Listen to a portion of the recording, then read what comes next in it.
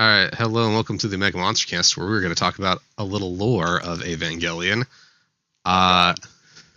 So this is immediately following our recording of episode 22's recap. So Alex, you asked about Adam and like what Adam is, and we've had this conversation, but off camera. This was we had like an hour and a half conversation going into those last two episodes to get you like a little more lore. So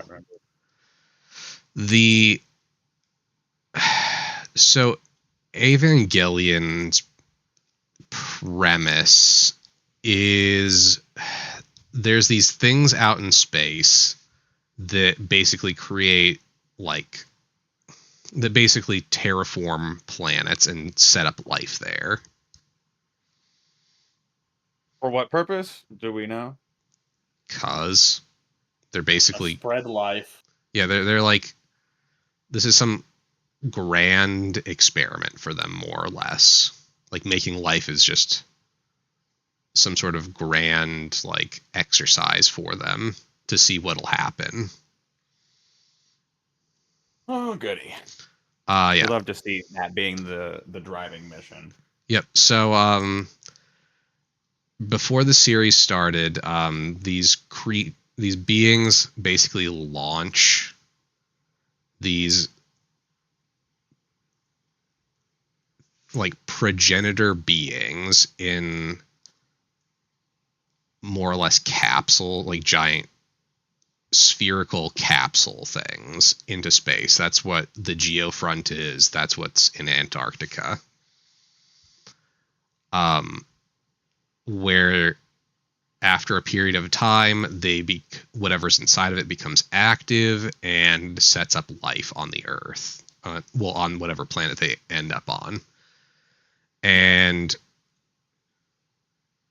there's a failsafe built into them where you're not really supposed to have two. Yeah, I remember that. Yeah, you're not supposed to have like two go active at the same time. So,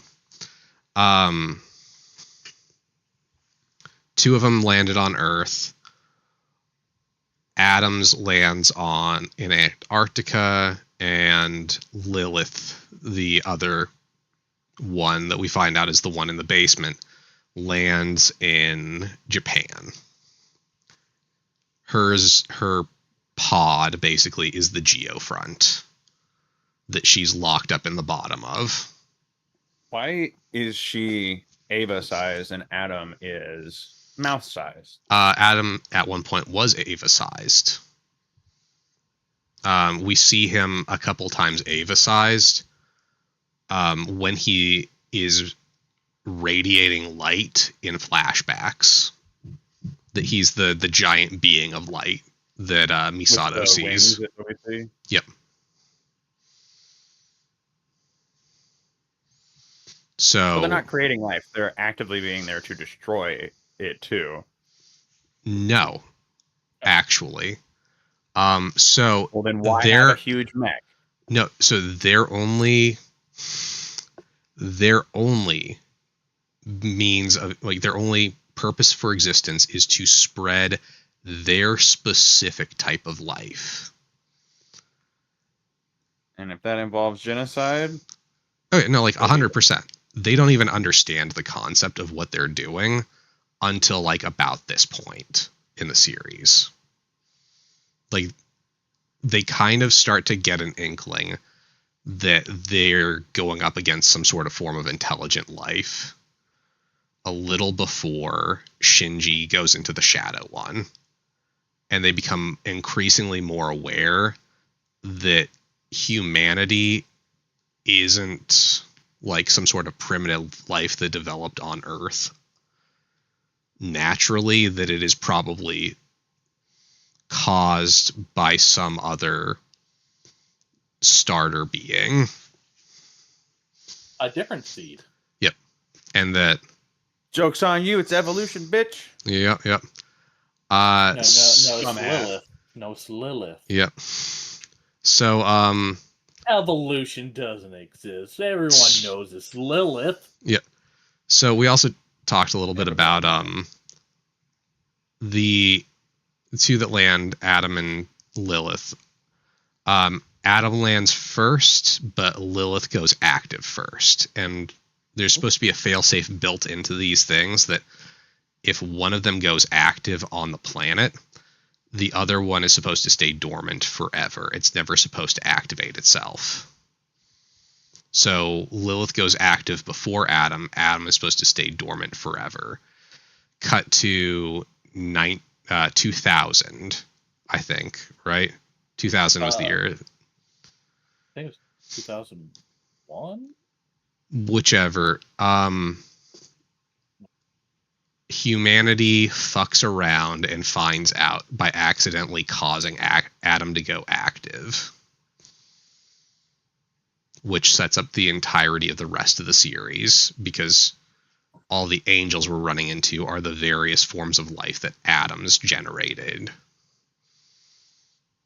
That Adam generated before he was destroyed, that are now actively trying to assert themselves as the life forms, because that's just what they're designed to do.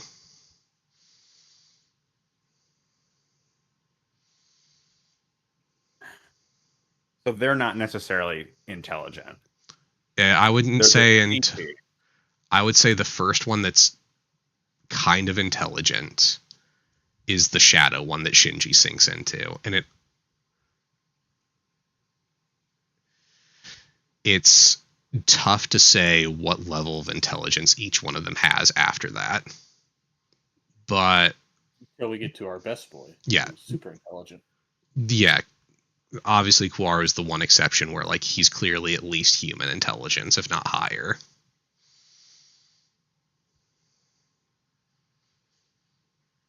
But yeah. No, you're right. It takes place September 13th, 2000. Yeah, that's right.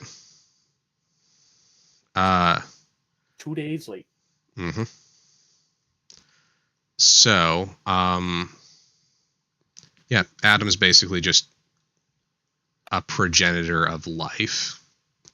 And from Angel perspective, is supposed to be the one that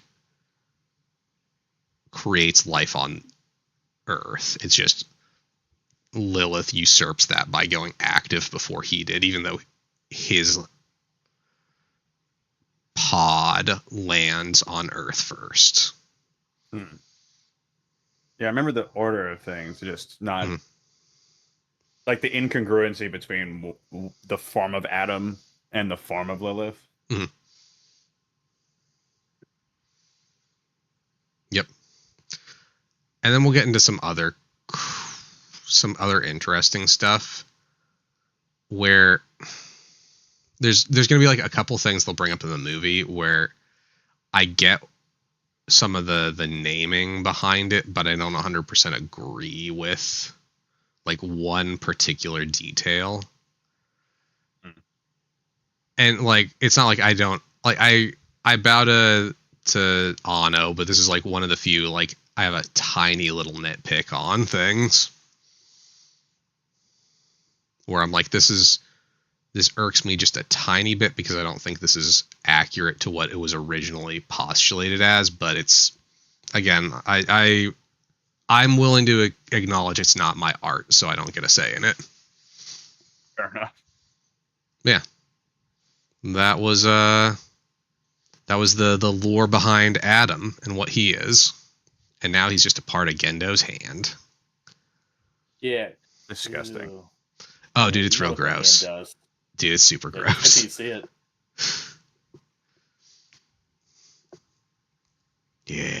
Yeah, we get to see that shit.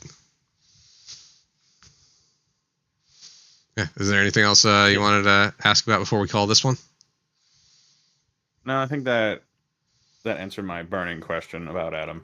All right, fair enough. Well then, tune in whenever for whatever it is we're gonna be doing. I don't know. Fuck. Just whenever.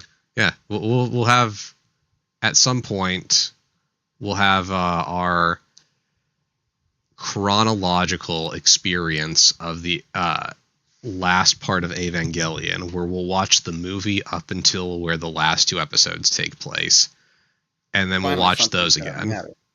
And then after that, we'll Oh, watch the rest of what happens after those 2 episodes.